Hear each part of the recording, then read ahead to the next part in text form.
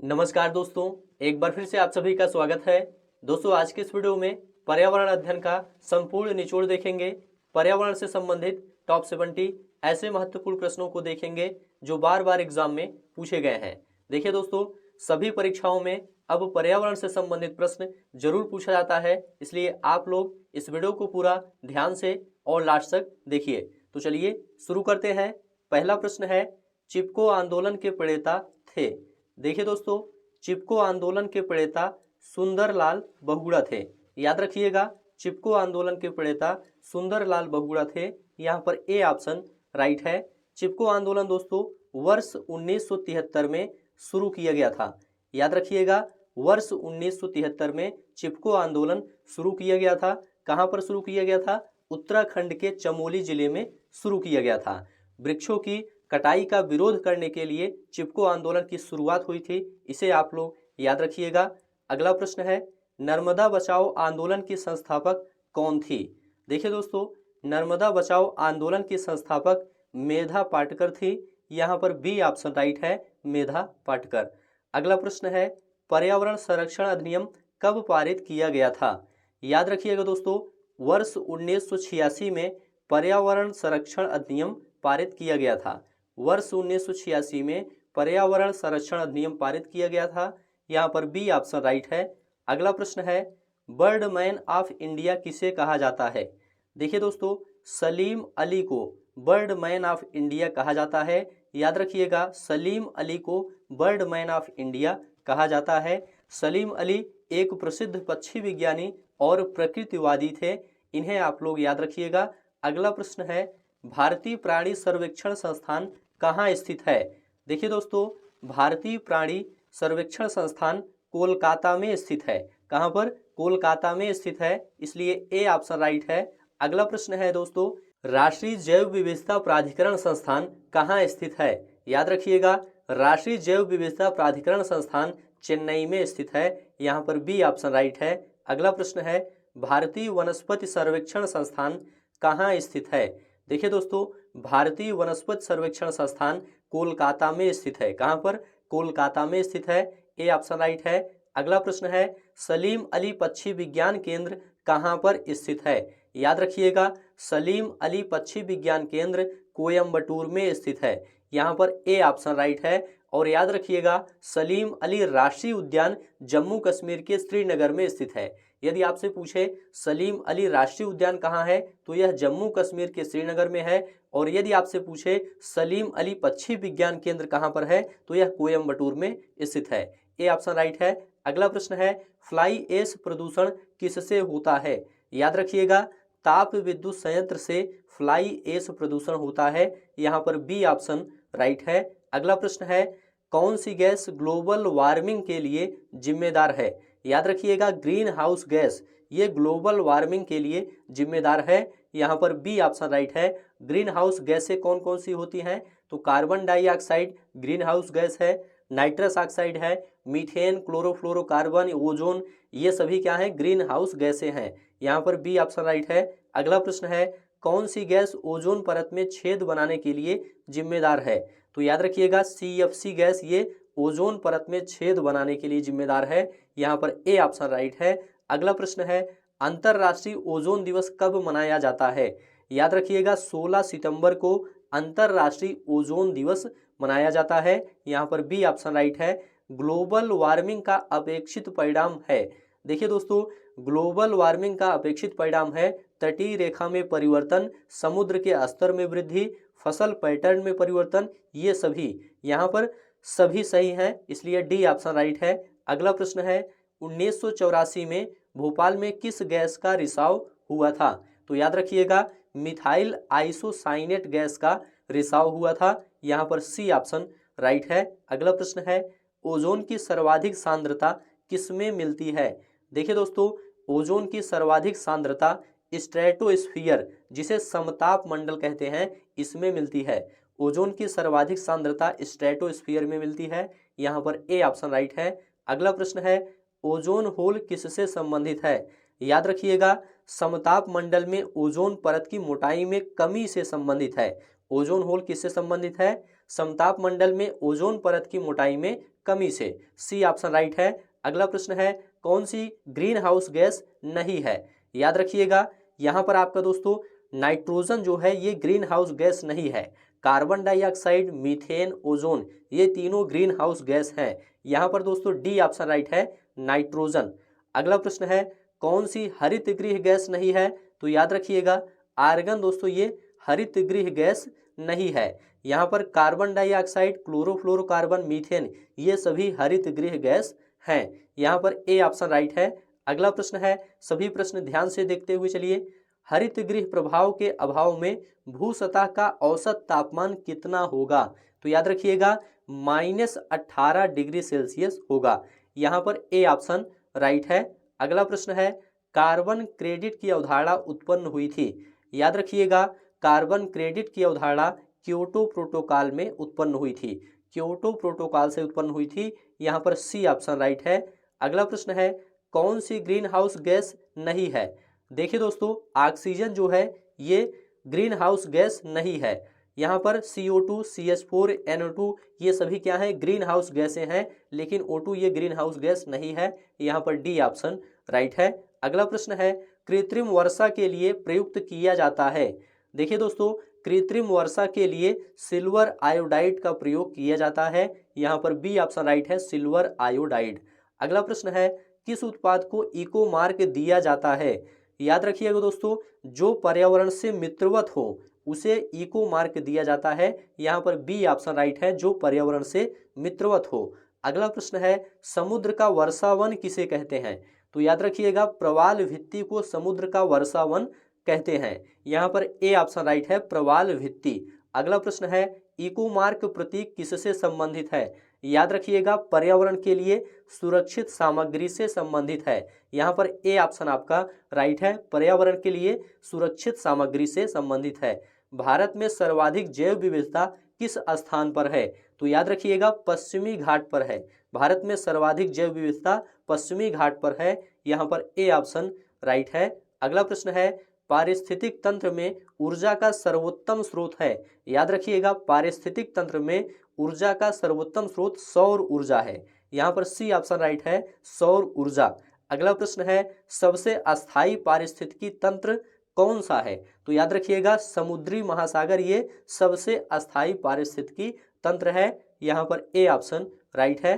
अगला प्रश्न है, निम्न में कौन मानव जनित जीवों का एक उदाहरण है? तो याद रखिएगा, फसली भूमि ये मानव जनित जीवों का एक उदाहरण है। यहाँ पर सी ऑप्शन राइट है। देखिए दोस्तों, पृथ्वी पर पेड़ पौधों तथा जीव जंतुओं सहित सभी प्रमुख पारिस्थितिकी तंत्र क्या कहलाते हैं? जीवोम कहलाते हैं। पृथ्वी पर पेड़ पौधों तथा जीव जंतुओं सहित सभी प्रमुख पारिस्थितिकी तंत्र जीवोम कहलाते हैं। और फसली भूमि जो है इसको कृत्रिम तथा मानव जनित जीवों का उदाहरण माना जाता है, जबकि शेष प्राकृतिक जीवों के उदाहरण हैं। अगला प्रश्न है, सर्वप्रथम पारिस्थितिकी तंत्र शब्द का प्रयोग किसने किया था? सर्वप्रथम पारिस्थितिकी तंत्र शब्द का प्रयोग किसने किया था? तो याद रखिएगा, एजी टेंसले ने किया था। यहाँ पर सी ऑप्शन राइट है। केवल पारिस्थितिकी शब्द का प्रयोग सबसे पहले दोस्तों अर्नेस्ट हेकल ने किया था। याद रखिएगा, केवल पारिस्थितिकी शब्द का प्रयोग सबसे पहले अर्नेस्ट हेकल ने किया था, जबकि पारिस्थितिकी तंत्र शब्द का प्रयोग सबसे पहले एजी टेंसले ने किया था। अगला प्रश्न है, किस भारतीय राज्य में सर्वाधिक क्षेत्र में वन स्थित है? याद रखिएगा, मध्य प्रदेश में सर्वाधिक क्षेत्र में वन स्थित है। यहाँ पर ए ऑप्शन राइट है। अगला प्रश्न है, अप्पिको आंदोलन का नेतृत्व किसके द्वारा किया गया था? याद रखिएगा, पांडुरंग हेगड़े के द्वारा किया गया था। अप्पिको आंदोलन का नेतृत्व पांडुरंग हेगड़े के द्वारा किया गया था। यहाँ पर ए ऑप्शन राइट है। देखिए दोस्तों, अप्पिको आंदोलन भारत में वन आधारित पर्यावरण आंदोलनों में से एक था। यह आंदोलन 1980 के दशक के दौरान कर्नाटक के उत्तर कन्नड़ जिले के पश्चिमी घाट में हुआ था। इस आंदोलन का नेतृत्व पांडुरंग हेगड़े ने किया था और इस आंदोलन का उद्देश्य था दोस्तों पेड़ कटाई को रोकना। इस आंदोलन का उद्देश्य पेड़ कटाई को रोकना तथा उनका संरक्षण करना था। यहाँ पर ए ऑप्शन राइट है। अगला प्रश्न है, नवधान्य या नवदान्य आंदोलन की शुरुआत किसके द्वारा की गई थी? याद रखिएगा, नवधान्य या नवदान्य आंदोलन की शुरुआत वंदना शिवा के द्वारा की गई थी। यहाँ पर सी ऑप्शन राइट है। देखिए दोस्तों, नवदान्य एक भारतीय गैर सरकारी संगठन है जो जैव विविधता संरक्षण, जैविक खेती, किसानों के अधिकारों और बीज की बचत की प्रक्रिया को बढ़ावा देता है। नवधान्या के संस्थापक वंदना शिवा हैं, आप लोग याद रखिएगा। अगला प्रश्न है, भारत में बाघ परियोजना कब शुरू की गई थी? याद रखिएगा, भारत में बाघ परियोजना 1973 में शुरू की गई थी। यहाँ पर ए ऑप्शन राइट है। हरित रेखांकन, ग्रीन अकाउंटिंग का अर्थ है कि आकलन को ध्यान में रखकर देश की राष्ट्रीय आय का मापन करना। याद रखिएगा, हरित रेखांकन, ग्रीन अकाउंटिंग का अर्थ है प्रदूषण एवं पर्यावरण हानि के आकलन को ध्यान में रखकर देश की राष्ट्रीय आय का मापन करना। यहाँ पर ए ऑप्शन राइट है। अगला प्रश्न है, किस क्षेत्र में दुर्लभ उपलब्धियों के लिए वैश्विक 500 पुरस्कार दिया जाता है? याद रखिएगा, पर्यावरण संरक्षण के क्षेत्र में दुर्लभ उपलब्धियों के लिए वैश्विक 500 पुरस्कार दिया जाता है। यहाँ पर सी ऑप्शन राइट है। अगला प्रश्न है, ग्रीन पीस अंतर्राष्ट्रीय संगठन का मुख्यालय कहाँ स्थित है? याद रखिएगा, ग्रीन पीस अंतर्राष्ट्रीय संगठन का मुख्यालय नीदरलैंड में स्थित है। यहाँ पर सी ऑप्शन राइट है। अगला प्रश्न है, दांदेली वन्य जीव अभ्यारण्य किस राज्य में स्थित है? याद रखिएगा, दांदेली वन्य जीव अभ्यारण्य कर्नाटक राज्य में स्थित है। यहाँ पर ए ऑप्शन राइट है। अगला प्रश्न है, सरिस्का टाइगर रिजर्व कहाँ स्थित है? देखिए दोस्तों, सरिस्का टाइगर रिजर्व ये राजस्थान में स्थित है। यहाँ पर बी ऑप्शन राइट है, राजस्थान। सरिस्का टाइगर रिजर्व राजस्थान राज्य में स्थित है। अगला प्रश्न है, दुधवा टाइगर रिजर्व किस राज्य में स्थित है? देखिए दोस्तों, दुधवा टाइगर रिजर्व उत्तर प्रदेश राज्य में स्थित है। यहाँ पर सी ऑप्शन राइट है। अगला प्रश्न है, पेराम्बीकुलम टाइगर रिजर्व कहाँ स्थित है? याद रखिएगा, पेराम्बीकुलम टाइगर रिजर्व केरल राज्य में स्थित है। यहाँ पर बी ऑप्शन राइट है। अगला प्रश्न है, अंतर्राष्ट्रीय जैव विविधता दिवस कब मनाया जाता है? याद रखिएगा, अंतर्राष्ट्रीय जैव विविधता दिवस 22 मई को मनाया जाता है। यहाँ पर सी ऑप्शन राइट है। अगला प्रश्न है, विश्व आर्द्र भूमि दिवस कब मनाया जाता है? देखिए दोस्तों, विश्व आर्द्र भूमि दिवस 2 फरवरी को मनाया जाता है। यहाँ पर बी ऑप्शन राइट है। अगला प्रश्न है, विश्व वानिकी दिवस कब मनाया जाता है? याद रखिएगा, 21 मार्च को विश्व वानिकी दिवस मनाया जाता है। यहाँ पर ए ऑप्शन राइट है। अगला प्रश्न है, विश्व ओजोन दिवस कब मनाया जाता है? याद रखिएगा, 16 सितंबर को विश्व ओजोन दिवस मनाया जाता है। 16 सितंबर को विश्व ओजोन दिवस मनाया जाता है। यहाँ पर बी ऑप्शन राइट है। अगला प्रश्न है, गंगा डॉल्फिन दिवस कब मनाया जाता है? याद रखिएगा, 5 अक्टूबर को गंगा डॉल्फिन दिवस मनाया जाता है। यहाँ पर सी ऑप्शन राइट है। अगला प्रश्न है, किसे पृथ्वी ग्रह के फेफड़े के रूप में जाना जाता है? याद रखिएगा, अमेजन वर्षा वन को पृथ्वी ग्रह के फेफड़े के रूप में जाना जाता है। यहाँ पर सी ऑप्शन राइट है। अगला प्रश्न है, थट्टेकड़ पक्षी अभ्यारण्य कहाँ स्थित है? याद रखिएगा, थट्टेकड़ पक्षी अभ्यारण्य केरल राज्य में स्थित है। थट्टेकड़ पक्षी अभ्यारण्य केरल राज्य में स्थित है। यहाँ पर सी ऑप्शन राइट है। अगला प्रश्न है, इरविकुलम राष्ट्रीय उद्यान किस राज्य में स्थित है? याद रखिएगा, इरविकुलम राष्ट्रीय उद्यान केरल राज्य में स्थित है। यहाँ पर ए ऑप्शन राइट है। अगला प्रश्न है, किस राष्ट्रीय उद्यान में सबसे अधिक एक सींग वाले गैंडे पाए जाते हैं? तो याद रखिएगा, काजीरंगा राष्ट्रीय उद्यान में सबसे अधिक एक सींग वाले गैंडे पाए जाते हैं। काजीरंगा राष्ट्रीय उद्यान में सबसे अधिक एक सींग वाले गैंडे पाए जाते हैं। यहाँ पर ए ऑप्शन राइट है। अगला प्रश्न है, मूक घाटी साइलेंट वैली कहाँ स्थित है? याद रखिएगा, मूक घाटी या साइलेंट वैली केरल राज्य में स्थित है। यहाँ पर बी ऑप्शन राइट है। अगला प्रश्न है, भद्रा वन्य जीव अभ्यारण्य किस राज्य में स्थित है? याद रखिएगा, भद्रा वन्य जीव अभ्यारण्य कर्नाटक राज्य में स्थित है। यहाँ पर ए ऑप्शन राइट है। अगला प्रश्न है, कीठम झील और सूर सरोवर पक्षी अभ्यारण्य किस शहर के पास स्थित है? तो याद रखिएगा, आगरा शहर के पास स्थित है। यहाँ पर सी ऑप्शन राइट है, आगरा शहर के पास स्थित है। अगला प्रश्न है, बुक्सा राष्ट्रीय उद्यान किस राज्य में स्थित है? तो याद रखिएगा, पश्चिम बंगाल राज्य में बुक्सा राष्ट्रीय उद्यान स्थित है। यहाँ पर सी ऑप्शन राइट है, पश्चिम बंगाल राज्य। अगला प्रश्न है, दाचीगाम राष्ट्रीय उद्यान किससे संबंधित है? याद रखिएगा, दाचीगाम राष्ट्रीय उद्यान कश्मीरी हंगुल से संबंधित है। यहाँ पर सी ऑप्शन राइट है। अगला प्रश्न है, दुधवा राष्ट्रीय उद्यान उत्तर प्रदेश के किस जनपद में स्थित है? याद रखिएगा, दुधवा राष्ट्रीय उद्यान उत्तर प्रदेश के लखीमपुर खीरी जनपद में स्थित है। यहाँ पर ए ऑप्शन राइट है। अगला प्रश्न है, विश्व शौचालय दिवस कब मनाया जाता है? याद रखिएगा, 19 नवंबर को विश्व शौचालय दिवस मनाया जाता है। यहाँ पर डी ऑप्शन राइट है। 4 फरवरी को दोस्तों विश्व कैंसर दिवस मनाया जाता है और 22 मार्च को विश्व जल संरक्षण दिवस मनाया जाता है और 22 अप्रैल को पृथ्वी दिवस मनाया जाता है। इसे भी आप लोग याद रखिएगा। अंतर्राष्ट्रीय टाइगर दिवस कब मनाया जाता है? याद रखिएगा, 29 जुलाई को अंतर्राष्ट्रीय टाइगर दिवस मनाया जाता है। यहाँ पर ए ऑप्शन राइट है। अगला प्रश्न है, रेड डाटा बुक में किसका विवरण दर्ज होता है?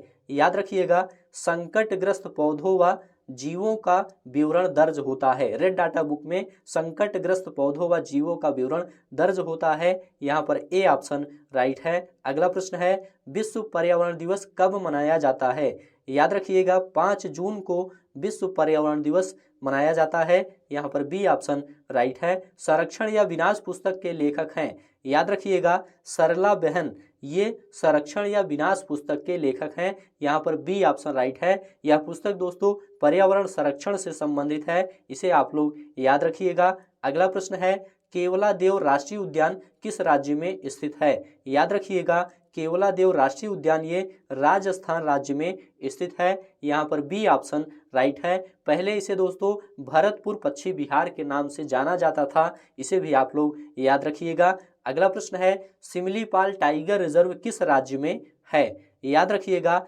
उड़ीसा राज्य में सिमलीपाल टाइगर रिजर्व स्थित है। यहाँ पर ए ऑप्शन राइट है, उड़ीसा राज्य। यह उड़ीसा के दोस्तों मयूरभंज जिले में स्थित है, इसे भी आप लोग याद रखिएगा। अगला प्रश्न है, वन्य प्राणी सप्ताह मनाया जाता है?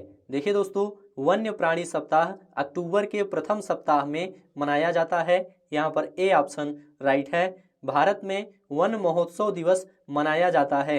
याद रखिएगा, भारत में वन महोत्सव दिवस जुलाई के प्रथम सप्ताह में मनाया जाता है। यहाँ पर ए ऑप्शन राइट है। देखिए दोस्तों, वन महोत्सव भारत सरकार द्वारा वृक्षारोपण को प्रोत्साहन देने के लिए प्रतिवर्ष जुलाई के प्रथम सप्ताह में आयोजित किया जाने वाला एक महोत्सव है, इसे आप लोग याद रखिएगा।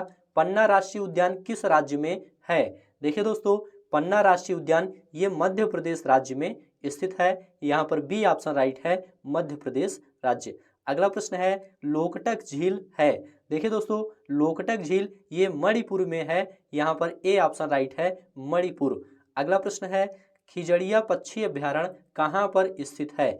याद रखिएगा, खिजड़िया पक्षी अभ्यारण्य ये गुजरात राज्य में स्थित है। यहाँ पर बी ऑप्शन राइट है। यह गुजरात के जामनगर जिले में स्थित है। अगला प्रश्न है, प्रथम पृथ्वी सम्मेलन कब आयोजित किया गया था? देखिए दोस्तों, प्रथम पृथ्वी सम्मेलन 1992 में आयोजित किया गया था। यहाँ पर सी ऑप्शन राइट है। पहला अंतर्राष्ट्रीय पृथ्वी सम्मेलन 1992 में रियो डी जेनेरियो में आयोजित किया गया था। अगला प्रश्न है, क्योटो प्रोटोकॉल किससे संबंधित है?